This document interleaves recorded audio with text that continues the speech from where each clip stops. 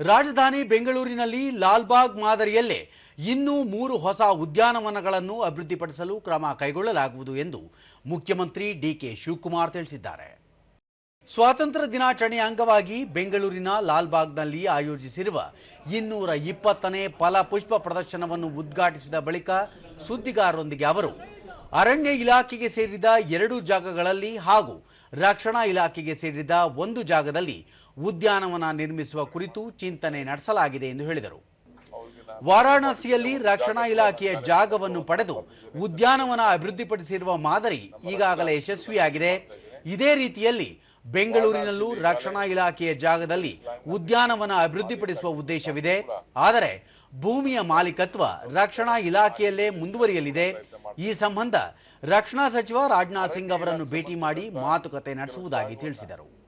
3 ಜಾಗವನ್ನ ಈಗಾಗಲೇ ಅರಣ್ಯ ಇಲಾಖೆಯವರ ಹತ್ರ ಮಾತಾಡಿದ್ದೀನಿ. ಅಲ್ಲೂ ಕೂಡ ಪಾರ್ಕ್ ಮಾಡಲಿಕ್ಕೆ ನಮ್ಮ ಕಾರ್ಪೊರೇಷನ್, ಬಿಡಿಎ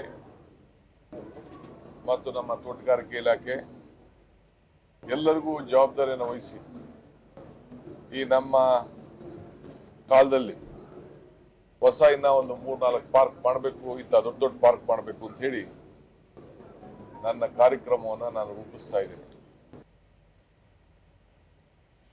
ಇದೇ ವೇಳೆ ರಾಜ್ಯದಲ್ಲಿ ಹಸಿರು ಪ್ರದೇಶವನ್ನು ವಿಸ್ತರಿಸುವ ಉದ್ದೇಶದಿಂದ ರೈತರು ಮತ್ತು ಸರ್ಕಾರದ ನಡುವೆ ಮಹತ್ವದ ಒಪ್ಪಂದದ ಹೊಸ ಯೋಜನೆ ರೂಪಿಸಲು ಸಿದ್ಧತೆ ನಡೆಯುತ್ತಿದೆ. ಈ ಕುರಿತು ಸ್ವಾತಂತ್ರ್ಯ ದಿನಾಚರಣೆಯಂದು ಅಧಿಕೃತ ಘೋಷಣೆ ಹೊರಡಿಸುವುದಾಗಿ ಮುಖ್ಯಮಂತ್ರಿ ಹೇಳಿದರು. ಹಸಿರನ್ನ ಯಾವ ರೀತಿ ಬೆಳೆಸಿ ಪ್ರತಿಯೊಬ್ಬರ ರೈತರ ಬದುಕನ್ನ, ಹಸಿರನ್ನ ಯಾವ ರೀತಿ ಕಾಪಾಡಬೇಕು ಅಂತ ಹೇಳಿ ರೈತರಿಗೂ ಸರ್ಕಾರಕ್ಕೂ ಕೂಡ ಒಂದು ಪಾಲ್ದಾರಿಕೆಯ ಕಾರ್ಯಕ್ರಮವನ್ನು ಕೂಡ ನಾನು ರೂಪಿಸ್ತಾ ಇದ್ದೇನೆ.